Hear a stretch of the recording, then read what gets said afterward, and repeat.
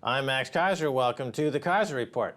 You know, last year, the group Real Food for Kids, based in Fairfax, Virginia, convinced local schools to replace additive-infused pink slime burgers with 100% all-beef patties. The students, however, upon encountering the 100% all-beef pink in the middle of their burgers, complained that the burgers didn't look or taste right. So Fairfax County schools have switched back to the 26-ingredient caramel-colored quote-unquote burger. And the students are happy once again. That's right. Once you go pink slime, you never go back. The same effect can be seen in our economies and financial markets. In the UK, for example, nobody likes the look or taste of a real housing market with its falling prices and lack of demand for overpriced houses, so we chow down on George Osborne's pink slime Ponzi, aka the Help to Buy scheme. Over in the monetary universe, while we like the look and feel of gold, we hate the feel of actually having to pay for all of the goods and services we import from overseas.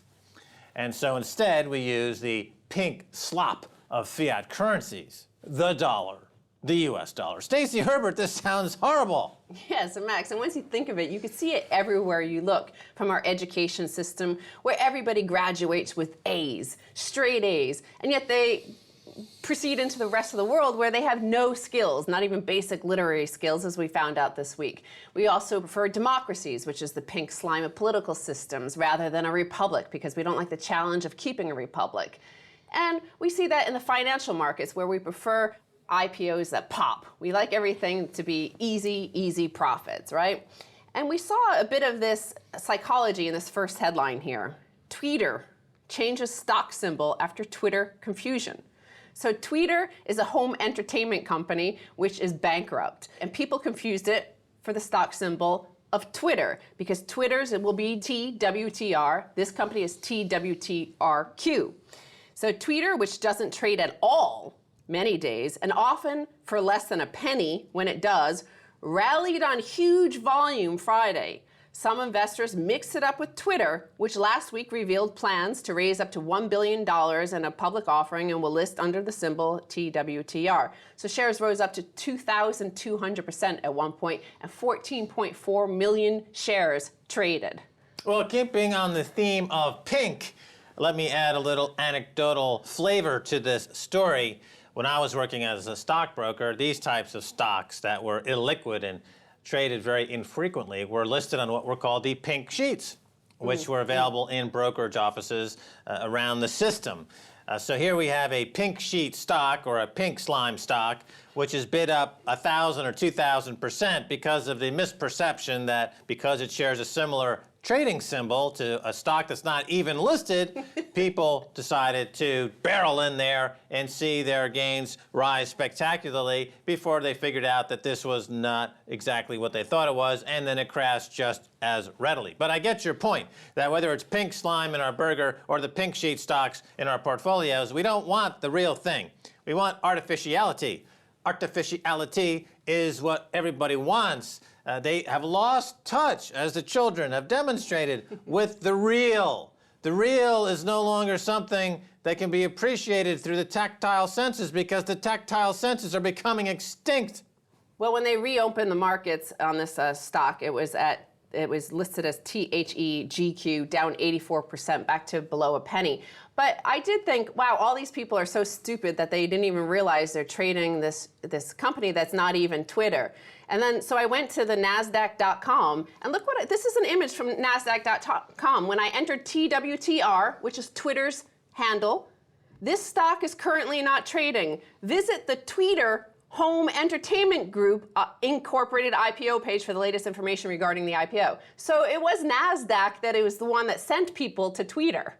Well, this brings up a couple of different things, like search engine fraud. So NASDAQ just allowed for a search engine substitution to go in there where the stock market symbol should have been. It also points to the fact that these markets, whether it's NASDAQ, the over-the-counter market, or the New York Stock Exchange, or these other various exchanges and futures markets around the world, are continuously breaking down now, because the whole price discovery mechanism has been substituted with virtual price discovery technologies. Of course, I invented those back in the mid-90s. But they have replaced the actual guy on the floor of the exchange swapping stock at what was called then the post, the various posts at the New York Stock Exchange where men would, brokers would trade stock. That's all been replaced by electronic virtual market making. When the virtual market making, this is where all the fraud comes in, Stacy, is that in a virtual market making scenario, the orders to sell or buy are not represented by any human beings, and the computers have no way to determine whether they're fake or not. And that's why we see incredible manipulation. That's why Goldman Sachs always, whenever they're caught manipulating the stock market, they say, well, we're making markets. That's code for we have a virtual market maker committing fraud that you can't trace back to us because there's nobody actually doing anything on the floor of that has any accountability. It's all fake. It's all virtual. It's all artificiality. Artificiality. It's all what it's about now, today. So this just is part and parcel of a growing artificiality. Well, the pink slime of drugs, Max, is in our next headline, and that's crystal meth. Because there's a new headline out, World Drug Report reveals the staggering extent of North America's meth problem. So the 2013 World Drug Report by the UN Office of Drugs and Crime, UNO-DC, I call it, because I think it's sort of the name, the cartel name for Washington, D.C., UNO-DC. And apparently most methamphetamine laboratories continue to be reported by the United States, where their numbers quadrupled from 2,754 in 2010 to 11,116 in 2011. Now, the thing is, the purity is also up to Breaking Bad, Walter White, Heisenberg sort of levels. It's over 90% now. Most of the purity is up to 90% by the cartels. Right, well, purity is a bit of a misnomer here because you're talking about something that's purely artificial in many ways. It's not like cocaine that comes from the coca plant, or even heroin comes from, a biological source, or marijuana is, of course, grown as a plant. But crystal meth is a derivative. You could say it's a derivative like the hundreds of billions and trillions, hundreds of trillions of dollars worth of derivatives contracts that have infected the global economy and destroyed people trading on the trading desks of various markets when they're trading for the bank and they're not supposed to by law, but they do it anyway, as was the case with the London Whale here in London, another crime committed by Jamie Dimon. That's the crystal meth of trading. Crystal meth and derivatives are essentially the same thing. It's analog. So when Jamie Dimon doesn't necessarily go down and cook up a batch of blue crystal meth like Walter White, but he allows for his proprietary trading desk to trade derivatives against the law. That's the equivalent of methamphetamine smoking we see in the big banking sector, and the results are the same. You have a crippling of the economy, and there's, of course, whoever the Fed chairman might be at any given moment is cooking up more meth with more derivatives, more artificial money, and more virtual market making.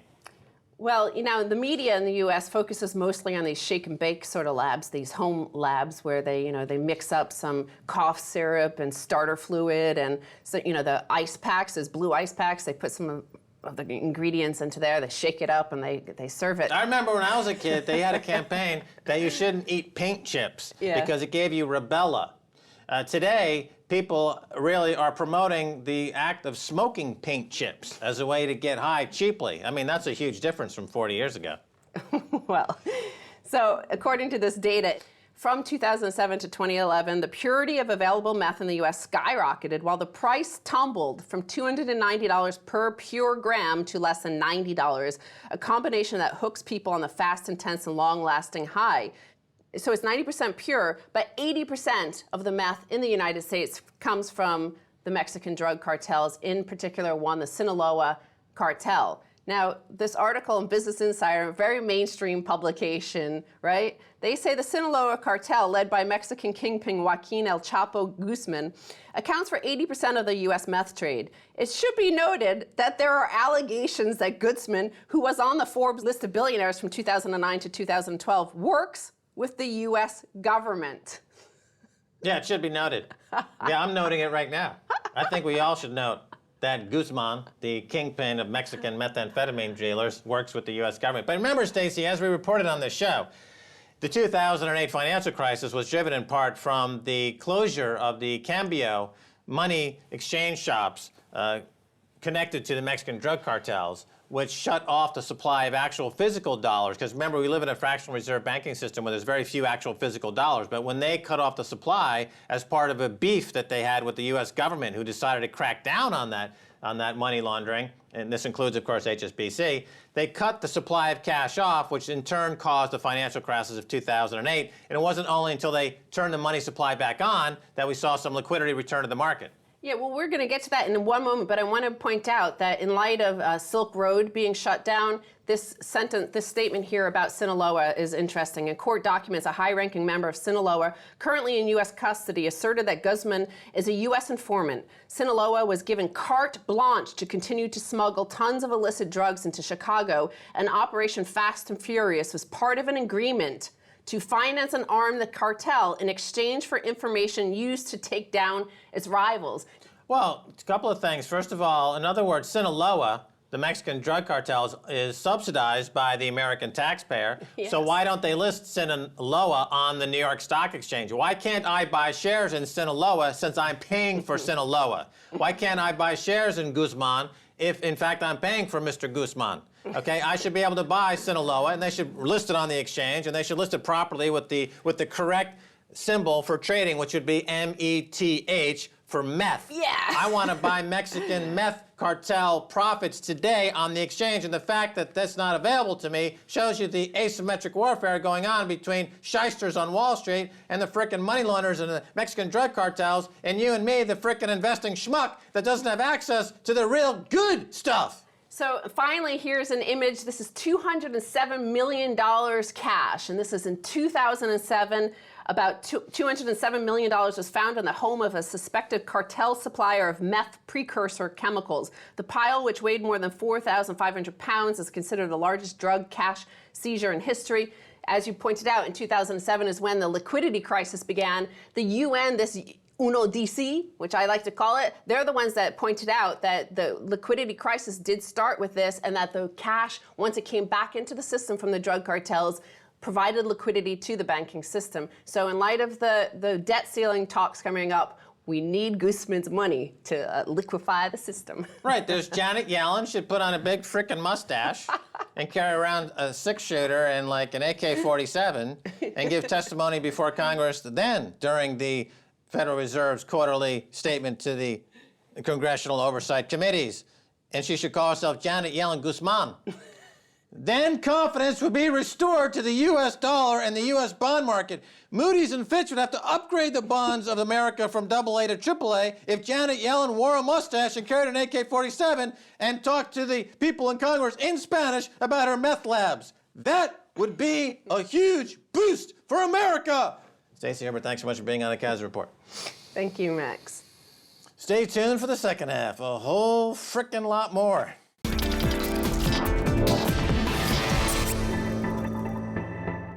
Welcome back to the Keiser Report. I'm Max Keiser. Time now to turn to Jan Scoyles of the Real Asset Company. Jan, welcome back to the Keiser Report. Thank you for having me. All right, so the word on the street is Janet Yellen.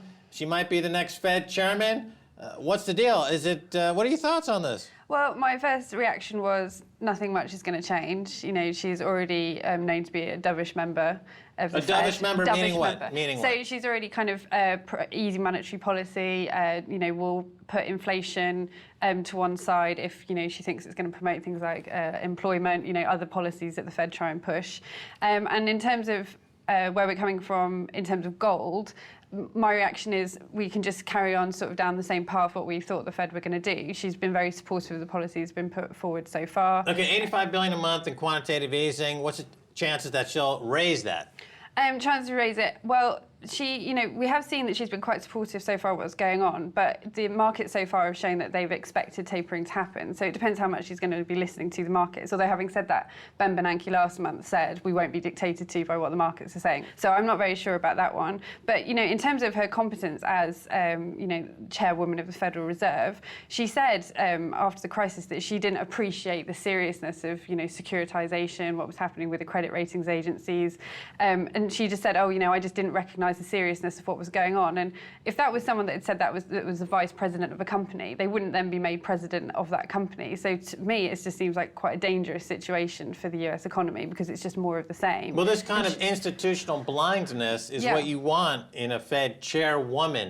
In other words, they've got the blinkers on. They don't look at reality in terms of what's happening with market manipulation and the fraud and the banking terrorism. They just look at the stock market price. According to Alan Greenspan, he said that's all he looks at, the Dow Jones. If it's up, they're doing a good job. And he also famously said that when it collapses, we don't have any policy at all to deal with it. We just let the chips fall where they may. So in other words, very dovish, more money printing, inflate the bubble. Clueless. Institutionally clueless. Yeah, and and I think, like I've just said, when she sort of says, I didn't see all of this coming, then like you say, it's so blinkered, it's so focused, which is unfortunately now what we're seeing when people talk about the gold price. They're just getting so blinkered, it's so just US-centric. And we're seeing that from the Fed now when people are speculating in particularly the gold market and other markets. And to me, it's just more of the same. Nothing at the moment has changed. But, a lot could happen between now and January. Look at what's happening in the US with the economy, the shutdown, the debt ceiling. Okay, but when they say that we don't look at the markets don't dictate our policies, that's a false statement, once again, by Bernanke. They look at what the market reaction is, and then they make policies accordingly. We saw that with TARP. They didn't want to pass TARP. The market crashed. They passed TARP. Bernanke said, I want to taper. Market crashed. He said, I don't want to taper. So he's a liar. He's lying through his teeth. Another institutional nincompoop. Let's talk about the rest of the world here. You are out with a detailed report, and people should check out your work at The Real Asset Company for your latest reports. Your latest report is on China's gold market, and the report is called Uncovering China's Rush for Gold. So tell us about it.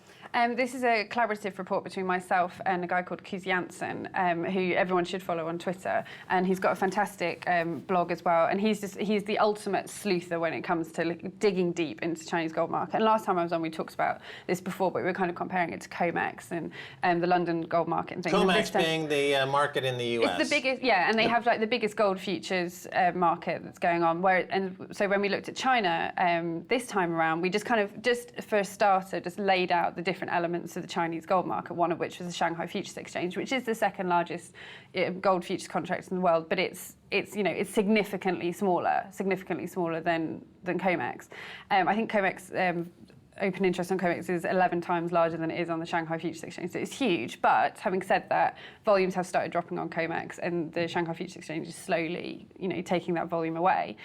But back to this report, we looked at the Shanghai Gold Exchange, the Futures Exchange, I just said, and also the role of the commercial banks. And the reason we looked at all of these is because in the last, less than 100 years, China has done basically a complete turnaround on how they're approaching gold and how people buy gold, the gold price, mining gold. And, in the 1930s, China was sort of the hub in Asia for buying gold. Then there was this clampdown. People weren't able to buy gold. There was also an issue with buying silver. The metals weren't supplied to jewelers in order to buy it.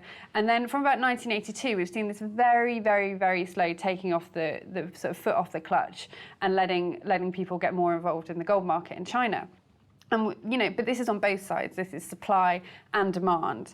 So mining within the country has gone from 4 tons, and this year is expected to be about 440 tons, official figures. So they're the number one miner in the world. They are now the number one miner in the world. Interestingly, they're also the biggest, in terms of what gold mining production contributes to the annual GDP, the global annual GDP, they're the biggest contributors.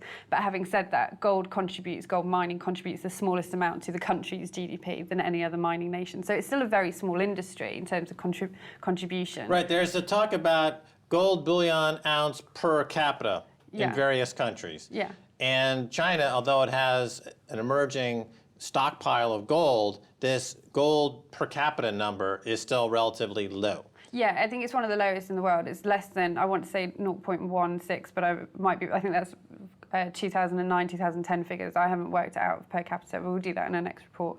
But it's still very low. But the point is that that's not just in terms of reserve. They're now trying to encourage individuals to buy gold. So whilst they're mining all this gold internally, they've also spent over $2 billion in investing in mines abroad.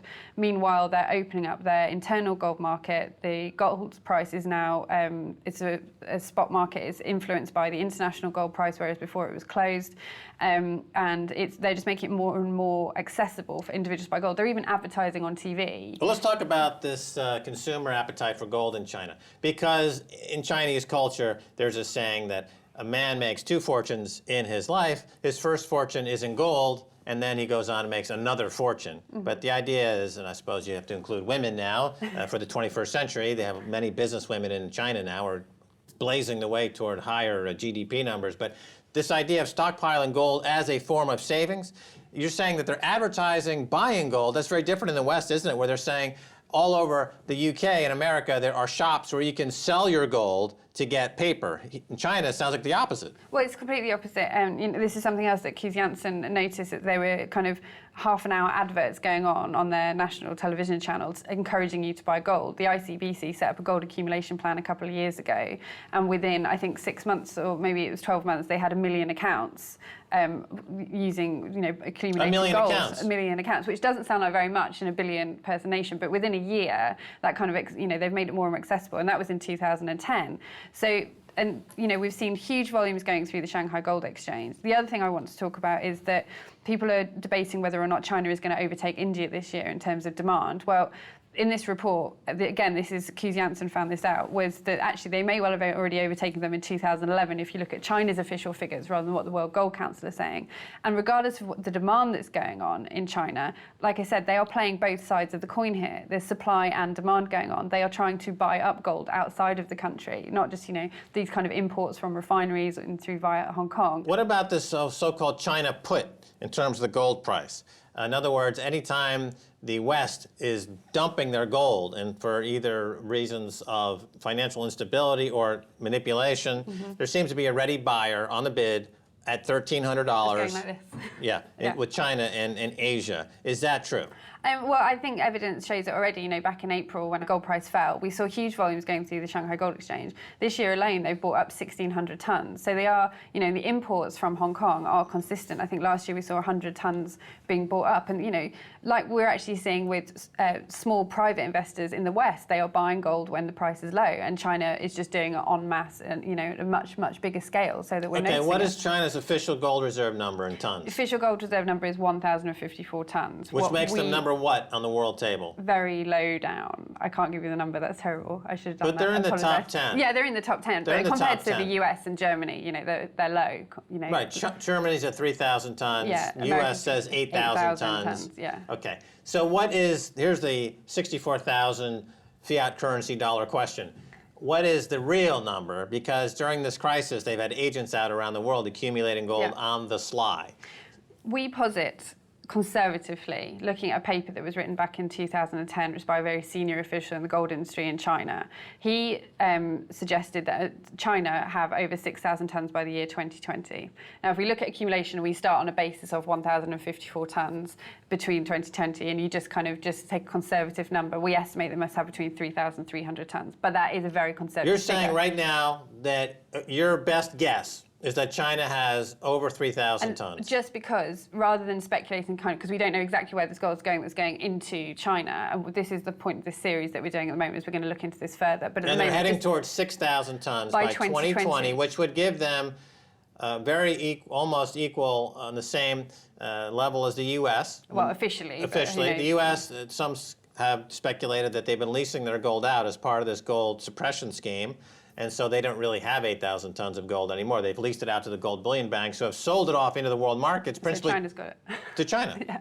So when they come out, at that point, according to some, Jim Rickards being, I guess, the most notable, saying that once they have 4,000 tons in their possession, they will get a lot more aggressive with the U.S. in terms of the dollar. Let me ask you this question.